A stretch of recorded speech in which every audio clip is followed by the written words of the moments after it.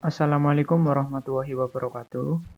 Kami dari kelas 5A, kelompok tim bisa akan menerangkan tentang clustering Cummins yang beranggotakan yang pertama ada Muhammad Rizky, kemudian ada Musnadil Firdaus, kemudian ada saya sendiri, Haji Bagus Setiawan, kemudian ada Nur Laila, dan ada Ahmad Ali Husni Fauzan, dan yang terakhir ada Adenoval Firmansyah. Oke, kita lanjut. Kita penjelasan apa sih itu clustering? Apa sih yang dimaksud clustering? Nah, clustering sendiri itu yaitu metode penganalisaan data yang sering dimasukkan sebagai salah satu metode dari data mining yang tujuannya adalah untuk mengelompokkan data dengan karakteristik data yang sama ke suatu wilayah yang sama. Dan data dengan karakteristik yang berbeda maka masuk ke wilayah yang lain. Nah, maksudnya gini, misal ada data A, B, C, D. Nah, kemudian kita kelompokkan. Nah, data A dan B ternyata sama, C dan D ternyata sama. Nah, saat kita masukkan dalam satu kelompok, maka data A dan B itu masuk dalam satu klaster karena data B itu memiliki karakter yang mirip dengan A. Kemudian data D masuk ke klaster atau masuk ke data C. Nah, karena data D dan C memiliki karakter yang sama dengan data C atau D. Kenapa tidak masuk ke klaster data A? Karena tidak memiliki karakter yang sama. Nah, yang masuk ke klaster A itu yaitu data B. Itu sama seperti halnya klaster pada hewan. Klaster pada hewan yaitu misal ada hewan sapi, kuda, kambing, harimau, singa, dan kucing. Nah, yang masuk klaster pemakan rumput itu ada sapi, kambing, dan kuda. Padahal dari jenisnya itu sudah berbeda, tapi itu memiliki karakter yang sama, yaitu sama memakan rumput. Nah, kemudian klaster yang berikutnya ada kucing, harimau, dan singa. Kenapa sama? Dan itu dikelompokkan jadi satu. Karena mereka itu memiliki karakter yang sama. Sama-sama memakan daging, sama-sama karnivora. Nah, seperti itulah metode clustering atau penggambaran dari clustering. Dia mengelompokkan data atau sebuah sesuatu itu yang memiliki karakter yang sama. Jadi tanpa memperhatikan labelnya. Jadi kalau karakternya sama ya itu masuk satu kelompok. Nah, seperti itu. Kalau dia datanya sama ya berarti itu satu kelompok. Kemudian ada beberapa pendekatan yang digunakan dalam mengembangkan metode clustering. Nah, dua pendekatan utama adalah clustering dengan pendekatan partisi atau yang biasa disebut dengan Cummins clustering dan clustering dengan pendekatan hierarki atau yang biasa disebut dengan AHC. Nah, clustering dengan pendekatan partisi atau sering disebut dengan partition based clustering yaitu mengelompokkan data dengan memilah-milah data yang dianalisa ke dalam klaster-klaster yang ada.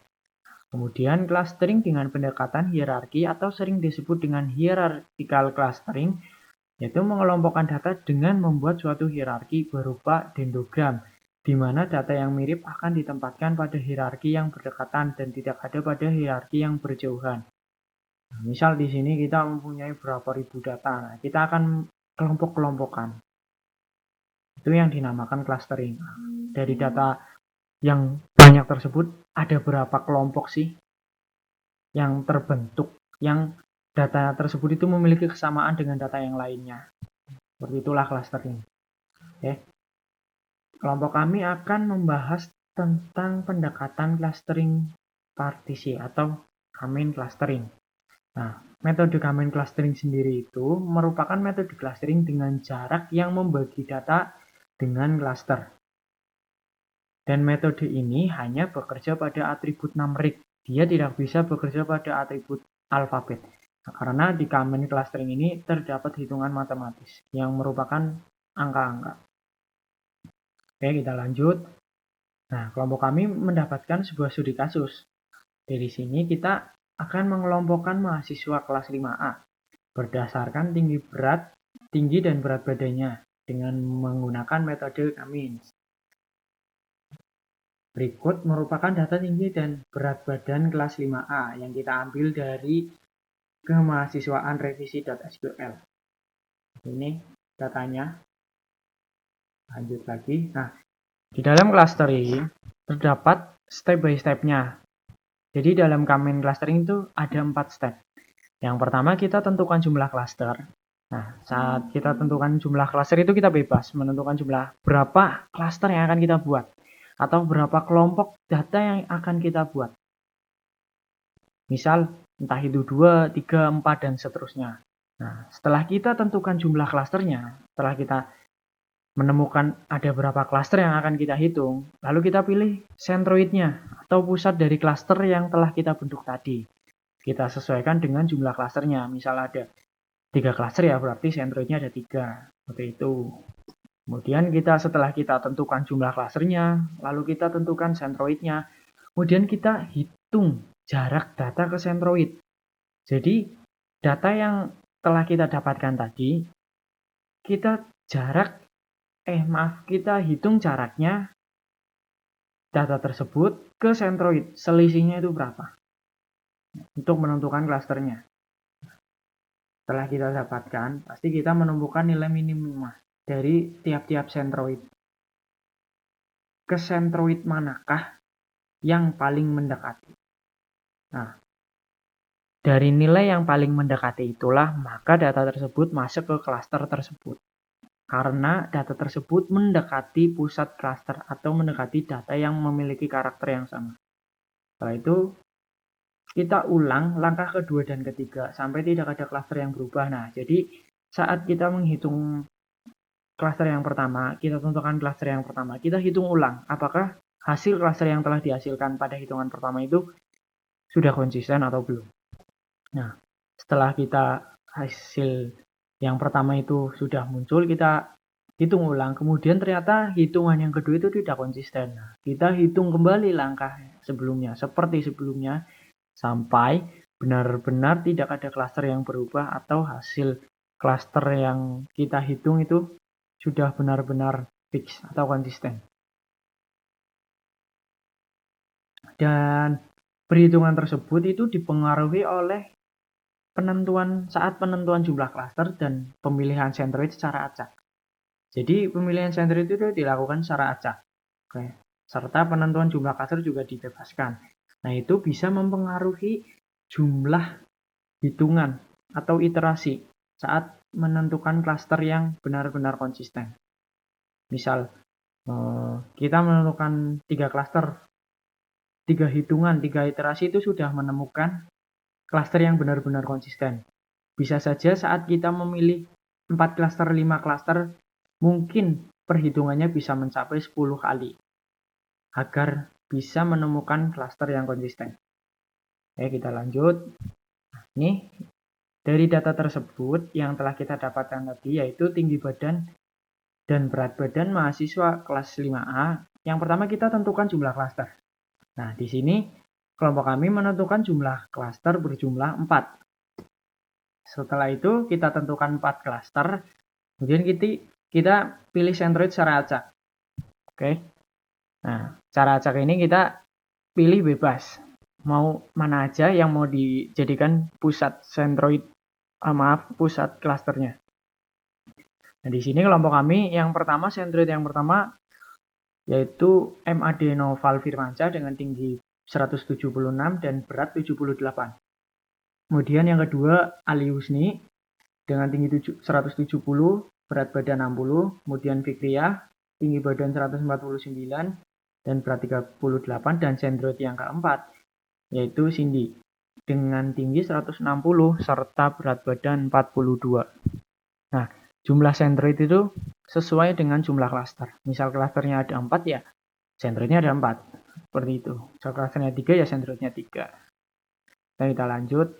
Kemudian kita hitung jarak data ke centroid. Nah, seperti langkah yang step-step yang tadi pada slide sebelumnya, menggunakan rumus Euclidean. Rumusnya yaitu XI dikurangi XJ pangkat 2 ditambah YI dikurangi YJ pangkat 2, lalu kita kuadratkan. Nah, XI itu sendiri itu data yang ada pada sentroid. Data yang akan kita hitung. Nah, kemudian XJ itu sebagai sentroid dari tinggi. Dan Y1 merupakan data berat. Dan YJ merupakan sentroid berat yang telah kita tentukan tadi. Oke, kita masuk ke perhitungan Excel-nya. Nah, setelah kita tentukan jumlah klaster yang ingin dibentuk, yaitu ada 4, kemudian kita pilih sentroidnya. Nah, ini kita pisahkan agar memudahkan untuk perhitungan. Nah, kemudian kita menghitung jarak data ke sentroid menggunakan rumus Euclidean. Nah, pertama kita jarak data ke sentroid yang pertama. Jadi data yang di sini kita hitung jaraknya pada sentroid pertama. Nah, dengan rumus SQRT untuk kuadrat pada Excel, kemudian kita masukkan data yang pertama, XI sebagai tinggi, yaitu yang pertama ini 176. Kemudian kita kurangi dengan data sentroidnya, yaitu 176 sama. Kita tambahkan, nah dengan rumus seperti ini, kita tambahkan dengan Y1, yaitu berat badan yang pertama, itu 78, kita kurangi dengan sentroid yang pertama, itu 78. Oke, dengan rumus seperti ini, lalu kita pangkatkan 2 semua. Nah, hasilnya seperti ini. Mengapa 0? Karena 176 dikurangi 176, maka hasilnya 0. Karena mengurangi sentroid itu sendiri. Datanya itu dikurangi dengan data sentroid itu sendiri. Dan kita lakukan data yang kedua. Kita hitung data yang kedua pada sentroid yang pertama. Masih dengan rumus yang sama, yaitu pertama kita ketik sama dengan SQRT, kemudian kita kurung, kemudian kita ambil data yang kedua, yaitu tinggi badan Ikhlasul Amal Awaludin, yaitu 165, kita klik. Kemudian kita kurangkan dengan sentroid yang pertama. Nah, kita klik di sini. Ini akan muncul. Nah, seperti ini. Kemudian ditambah, karena kita menggunakan 2 variabel ya, ditambah. Pertama kita ambil data yang kedua, berat badannya Mas Amal. Kita klik. Kemudian kita kurangkan dengan sentroid yang pertama juga. Klik, pangkatkan 2, kurung, hasilnya akan keluar seperti ini. Dan lakukan langkah tersebut sampai data yang terakhir pada M. Rizky Fauzi Maksum. Agar memudahkan, kita menggunakan rumus seperti ini. Nah, kemudian kita blok atau kita kunci nilai dari sentroid yang pertama agar saat kita tarik ke bawah itu tidak berubah. Kita kunci menggunakan dolar. Dolarnya kita letakkan di depan huruf serta di tengah-tengahnya. Agar saat kita tarik ke bawah, ini tidak berubah. Ini pada sentroid pertama. Dengan hasil seperti ini. Nah, kemudian kita lakukan pada sentroid yang kedua dengan langkah yang sama. Tetapi kita ubah sentroidnya menjadi yang kedua. Nah, seperti ini kan, sama. Kita lakukan sama seperti pada sentroid pertama, kita tarik saja ke bawah dengan rumus seperti tadi, tapi kita kunci yang sentroid yang kedua. Kita lakukan langkah tersebut pada sentroid yang ketiga dan 4 dengan mengunci. Saat kita hitung di sentroid ketiga, kita kunci nilai yang pada sentroid yang ketiga. Kemudian saat keempat, kita kunci nilai pada sentroid yang keempat. Seperti itu. Seperti ini hasilnya. Hasil jarak data ke sentroid dengan rumus Euclidean. Nah, masing-masing data dengan sentroid yang pertama ini hasilnya seperti ini. Yang sentroid pertama dengan hasil seperti ini. Kemudian jarak pada sentroid 2 seperti ini sampai ke 4. Oke, kita lanjutkan langkah selanjutnya. Setelah kita menghitung jarak data ke sentroid, nah, kemudian kita tentukan klasternya dengan menggunakan nilai minimum tiap sentroid yang telah kita dapatkan tadi. Kita kan telah menghitung jarak data ke tiap sentroid. Nah, kita tentukan nilai minimumnya. Kita masuk lagi ke Excel-nya. Kita lihat nilai minimumnya itu terletak pada mana, di daerah mana ini. Nah, ternyata di C1. Berarti kita lihat dari C1, C2, C3, C4, yaitu nilai minimumnya ternyata 0. Nah, nilai minimum 0 ini terletak pada C1. Berarti data yang pertama ini masuk pada klaster pertama. Jadi nilai minimum ini, mengapa ini dipilih? Karena mendekati pusat klaster, atau mungkin ini sama. Jadi data yang mendekati dengan data sentroid, maka masuk ke klaster tersebut. Contoh ini yang kedua, kita lihat dari C1 sampai C4, ternyata ditemukan, dihasilkan nilai minimum 7,07. Nah, 7,07 ini berada pada sentroid kedua. Nah, berarti data yang kedua ini masuk ke klaster kedua, karena data tersebut lebih mendekati ke arah sentroid kedua. Atau dia lebih mirip dengan data yang pada klaster 2. Ini masuk ke klaster 2. Lakukan hal yang sama sampai data yang terakhir. Jadi nilai minimum ini, letak nilai minimum pada sentroid ini menentukan klasternya. Karena clustering itu menggunakan nilai minimum atau nilai yang mendekati tiap sentroid. Yang benar-benar mendekati. Nah, itu masuk ke kelompok tersebut. Setelah kita tentukan klasternya, ini sudah didapatkan. Kita beri angka 1, 2, 3, 4. Karena ada 4 klaster. Kemudian kita buat tabel bantu persebaran data. Nah, tabel bantu persebaran data ini digunakan untuk membantu perhitungan iterasi kedua. Kita buktikan apakah hasil dari klaster yang kita dapatkan pada hitungan pertama ini konsisten atau tidak. Nah, kita bantu menggunakan tabel persebaran data. Nah, seperti ini. Di C1 ada berapa? Kita tandai dengan angka 1, C2 ada berapa, dan sampai C4. Oke, kita masuk ke PPT lagi. Ini seperti tadi, tabel persebaran data klasternya, sama seperti di Excel. Nah, kemudian kita lakukan iterasi kedua, lakukan perhitungan seperti sebelumnya, sama persis, tetapi dengan data sentroid dari perhitungan yang telah didapatkan. Jadi data sentroidnya itu tidak sama dengan perhitungan yang pertama. Kita masuk Excel-nya lagi.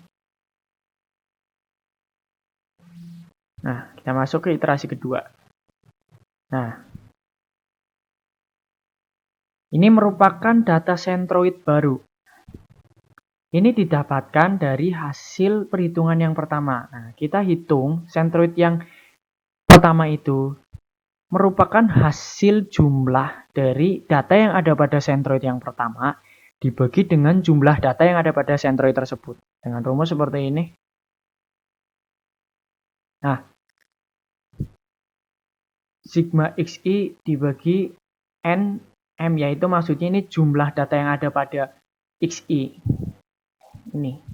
Jadi kita jumlahkan semua data yang ada pada tiap sentroid itu ada berapa. Nah, kita bagi dengan jumlah data yang ada pada sentroid tersebut. Ini contohnya seperti ini.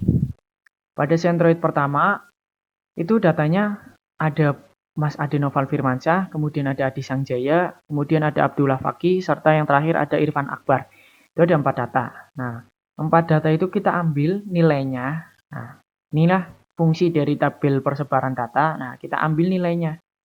Masing-masing ini Adenoval Firmansyah, kemudian Adi Sangjaya, kemudian Abdullah Faki, dan yang terakhir Irfan Akbar, kita jumlahkan. Sama juga dengan berat. Nah, kita jumlahkan, setelah itu kita bagi berapa sih jumlah data yang ada pada sentroid pertama. Nah, karena ada 4 ya, kita bagi 4. Kalau misalnya ada 5 ya kita bagi 5. Tergantung jumlah data yang ada pada sentroid tersebut. Nah, ini telah kita dapatkan sentroid yang baru. Setelah kita jumlahkan tadi, kemudian kita bagi dengan jumlah data yang ada pada sentroid, ditemukanlah hasil 174 untuk sentroid tinggi. Kemudian untuk berat badan yaitu 79,5. Lakukan langkah tersebut sama pada sentroid kedua, ketiga, dan 4. Karena ketiga banyak, kita jumlahkan semua ini berapa. Kemudian kita bagi dengan banyaknya data yang ada pada Centroid 2. Ini kita bagi, karena ada 16, ya kita bagi 16. Nah, kita jumlahkan semua data yang ada pada Centroid 2.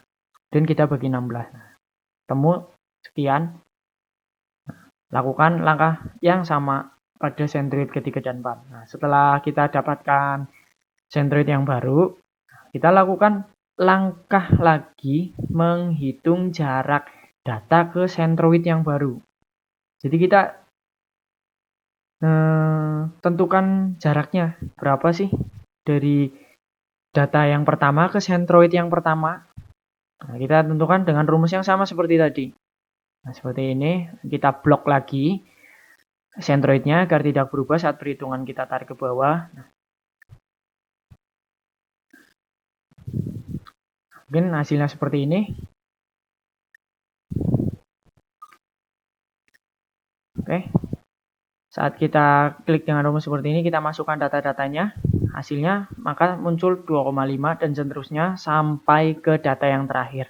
Ini merupakan jarak data pada Centroid yang pertama. Kita lakukan jarak data kepada Centroid yang kedua dengan rumus yang sama seperti pada Centroid yang pertama. Terus lalu kita tarik ke bawah kembali, lakukan sampai Centroid yang keempat. Setelah itu, kita tentukan kembali minimumnya. Kita tentukan kembali minimumnya untuk menentukan klaster yang dihasilkan. Ternyata data yang pertama nilai minimumnya yaitu 2,5. Nah, 2,5 ternyata pada klaster pertama. Nah, kita tuliskan lagi klasternya di sini. Nah, kita bandingkan hasil klaster iterasi kedua itu apakah sama dengan hasil perhitungan yang pertama. Nah, ternyata hasil iterasi yang kedua ternyata ada satu data dengan hasil klaster yang berbeda dengan hasil perhitungan sebelumnya. Hasil perhitungan sebelumnya, data yang terakhir, yaitu Rizky Fauzi Maksum, itu masuk ke klaster 2. Nah, setelah kita lakukan perhitungan iterasi kedua, ternyata dia masuk ke klaster 4. Berarti ini klaster yang dihasilkan ini belum konsisten, atau belum sama semua. Jadi masih berubah-ubah. Kita buat lagi tabel bantu untuk mengetahui persebaran datanya, untuk menghitung Centroid yang baru pada saat iterasi ketiga. Nah, ini berubah menjadi keempat. Kita geser ke 4 di sini. Nah, karena ini tidak sama, maka kita lakukan iterasi ketiga. Kita balik ke PPT dulu. Nah, di sini dijelaskan, setelah menghitung jarak data ke tiap Centroid baru, lalu tentukan klasternya kembali dengan menggunakan nilai minimum tiap Centroid. Seperti yang telah saya jelaskan tadi. Jika klaster ada yang berubah, maka lakukan iterasi ketiga sampai tidak ada klaster yang berubah. Nah, kemudian kita lakukan iterasi ketiga masih menggunakan rumus yang sama. Kita tentukan kembali Centroidnya dengan rumus yang sama seperti tadi. Kita jumlahkan masing-masing data pada Centroid 1 yang telah tadi dihasilkan dari perhitungan iterasi kedua, kita jumlahkan. Nah, dihasilkanlah 174. Kita masuk ke Excel-nya. Nih, seperti ini. Nah, ini iterasi ketiganya dengan Centroid yang baru dengan rumus yang masih sama seperti sebelumnya. Kita jumlahkan semua data yang ada pada C1 lalu kita bagi berapa jumlah data yang ada pada C1. Lakukan hal yang sama pada C2, C3 dan C4. Setelah kita mendapatkan Centroid yang baru, kita tentukan kembali jarak data dengan Centroidnya. Sama seperti langkah sebelumnya, menggunakan rumus yang masih sama, lalu kita tarik ke bawah, kemudian kita tentukan klasternya kembali dengan nilai minimum. Oke, kita masuk ke PPT. Nah, ini kan yang tadi dihasilkan iterasi ketiga dengan centroid seperti ini. Nah, kemudian setelah melakukan iterasi ketiga, tentukan kembali klaster dengan nilai minimum tiap centroid sampai dihasilkan klaster yang sama. Nah, kita tentukan kembali, ternyata pada saat iterasi ketiga ternyata hasil klasternya itu sama semua. Jadi tidak ada yang berubah, sama seperti perhitungan sebelumnya. Nah, dengan perhitungan sebelumnya, maka ditemukan 4 klaster. Yaitu klaster pertama terdiri dari 4 mahasiswa, dan klaster kedua terdiri dari 15 mahasiswa, klaster ketiga terdiri dari 3 mahasiswa, dan klaster keempat terdiri dari 10 mahasiswa. Nah, dan itu merupakan hasil kelompok tinggi badan dan berat badan mahasiswa kelas 5A. Setelah kita lakukan perhitungan, ternyata ditemukanlah klaster dengan hasil seperti ini. Dan ini sudah konsisten karena pada saat iterasi ketiga, klaster yang dihasilkan masih sama dengan hasil sebelumnya. Dan iterasi juga dipengaruhi oleh penentuan jumlah klaster maupun pemilihan centroid secara acak, seperti yang telah dijelaskan saya sebelumnya pada saat awal PPT. Nah, kenapa itu masuk ke C1, C2, C3, dan C4? Itu karena dari 4 mahasiswa itu memiliki kemiripan atau memiliki karakteristik yang sama. Kemudian C2, 15 mahasiswa tersebut itu memiliki karakteristik yang sama pada klaster kedua, kemudian sama dengan klaster ketiga dan keempat. Nah, itulah clustering, yaitu mengelompokkan beberapa data. Mengelompokkan data-data yang ada agar menjadi kelompok yang memiliki karakteristik yang sama. Dalam kelas tersebut itu memiliki persamaan atau kemiripan. Mungkin itu saja penjelasan PPT atau perhitungan matematis secara Excel. Kemudian berikutnya akan dijelaskan oleh Mas Muhammad Rizky untuk perhitungan implementasi di bahasa pemrograman Python. Terima kasih. Bila ada kekurangan atau kesalahan yang telah saya sampaikan, mohon dimaafkan, kurang lebihnya mohon maaf. Wassalamualaikum warahmatullahi wabarakatuh.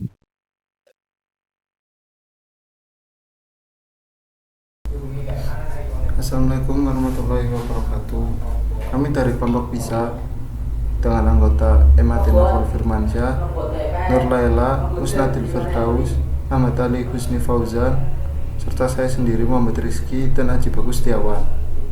Kami akan menjelaskan sintaksamin Python dengan studi kasus mengklastering karyawan berdasarkan umur dan penghasilan dengan metode Cummings dengan data income CSV yang memiliki kolom nama, umur, dan penghasilan karyawan.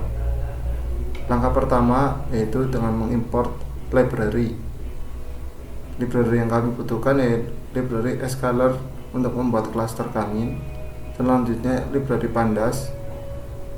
Selanjutnya library Scalar Preprocessing Minmax untuk mempreprocessingkan data sehingga data itu menjadi data desimal. Selanjutnya library Matplotlib untuk membuat plot atau visualisasi data. Selanjutnya membaca dataset. Untuk membaca dataset kita menggunakan CSV dataset, jadi kita tinggal Pandas untuk membaca dataset, lalu kita bangun datasetnya. Selanjutnya kita lihat data singkat dari datasetnya, ada nama yang bernama Rob dengan S27 tahun dengan income-nya $70.000 dan sampai ke bawah. Selanjutnya karena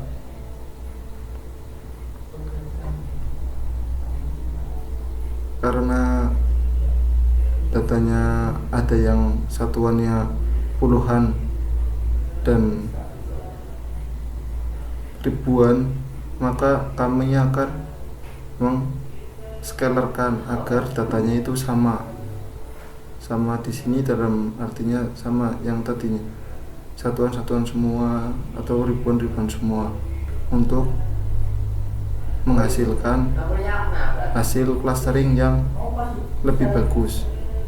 Kita menggunakan max scaler, jadi akan hasilnya seperti ini, berubahnya menjadi data desimal 0,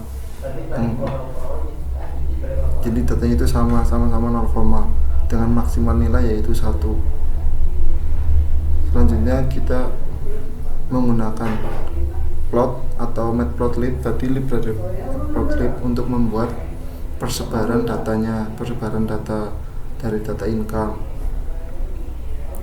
Ini plotnya. Selanjutnya kita untuk mencari jumlah klaster terbaik, kita bisa menggunakan sintak berikut.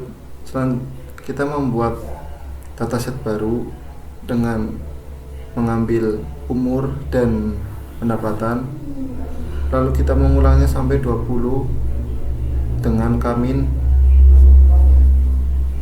dari data di atas, dari data clustering baru, maka akan menunjukkan skor seperti ini. Data yang baru dengan skor seperti ini, kita buat plotnya untuk menentukan jumlah clustering yang bagus, yaitu di antara cekungan ini, karena data di bawah adalah data umum, yaitu data awal, maksudnya yang di bawah ini data awal, yaitu data yang kalau semisal kita clustering lebih dari 0 kan kita sama aja bohong, jadi kita nggak bisa clustering. 1 juga kita nggak bisa clustering, jadi yang pas itu 2, yang pas itu di sini di antar cekungan ini, yaitu 3. Dari itu kita bisa menentukan 3 clustering. Karena kalau yang di sebelah ini itu udah data general ya, data general ya bisa jadi data itu satu clustering, satu data, kan itu juga tidak bagus. Sekarang kita udah tahu bahwa data yang clustering, jumlah clusteringnya itu 3, maka kita buat 3 clustering. Dengan 3 clustering, selanjutnya kita membuat clusteringnya, untuk menentukan clusteringnya dengan sintak kamin fit predict dari data. Ini pakai data pertama ya, karena data yang kedua itu cuma untuk menentukan jumlah clustering yang baik dari sebuah data. Ini kita menggunakan data pertama dengan age dan income, lalu kita ketemu hasil clusteringnya, lalu kita menambahkan clustering ke dalam datasetnya. Yang tadinya nggak ada, kita tambahin clustering, tambahkan kolom baru dengan kolom cluster bawah yang tadinya ini menjadi cluster ke-1, cluster ke-1, cluster ke-0, terus seterusnya. Lalu kita membuatkan histogram jumlah cluster. Jadi yang tadi kita mencari cluster, lalu kita memasukkan clusteringnya ke dalam dataset, selanjutnya kita membuat histogramnya. Histogram seperti ini. Dengan cluster 0 ada kira-kira 7, dan cluster 1 ada kira-kira 9 atau 8, dan cluster 2 ada 6. Selanjutnya kita titik sentroid. Dari ketiga cluster tersebut kita mendapatkan 3 titik sentroid, yaitu 0,72268 sekian dengan X, dan Y nya yaitu 0,897 sekian sampai ke bawah clustering 2 dan clustering 3 nya.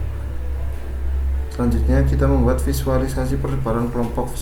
Kelompok itu kita memvisualkan beberapa data, berapa sih data yang ikut pada cluster A, ya cluster 0, cluster 1 dan cluster 3. Ini adalah jumlah plotnya. Jadi mirip histogram, tapi ini berupa plot yang sudah ada jumlah datanya. Jadi cluster 0 kita bisa dilihat dari sini bahwa TF1 adalah cluster 0. Cluster 0 adalah berwarna hijau. Jadi klaster 0 ada 1, 2, 3, 4, 5, 6, 7, ada 7. Dan klaster 1 ada merah. Klaster 1 ada 1, 2, 3, 4, 5, 6, 7, 8, 9, ada 9 data karyawan. Dari klaster 17, klaster 07, klaster satunya ada 9 data. Dan klaster yang terakhir ada klaster 2, karena kita pakai array jadi dimulai dari 0. Klaster 2 nya ada 1, 2, 3, 4, ada 6 jumlah data. Jadi kita bisa buat kesimpulan bahwa klaster 0 memiliki tadi berapa, 7 data karyawan, dan klaster 1 memiliki 9, dan klaster yang terakhir ada 6 data karyawan dengan titik sentroid.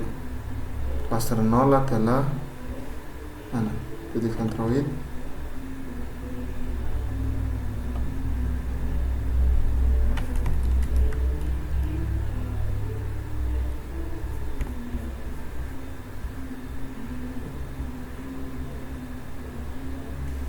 Kurang bagus.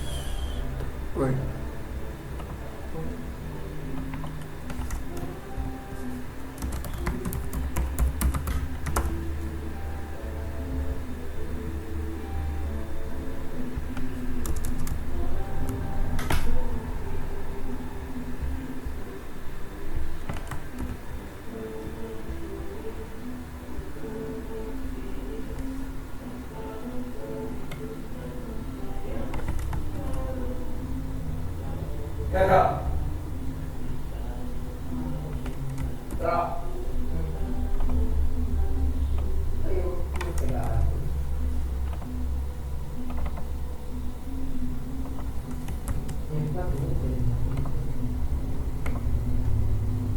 Dengan kesimpulan bahwa clustering 0 memiliki titik sentroid 0,7 sekian detik dan 0,897 sekian. Clustering 1 ada 0,1372549 dan 0,11 sekian.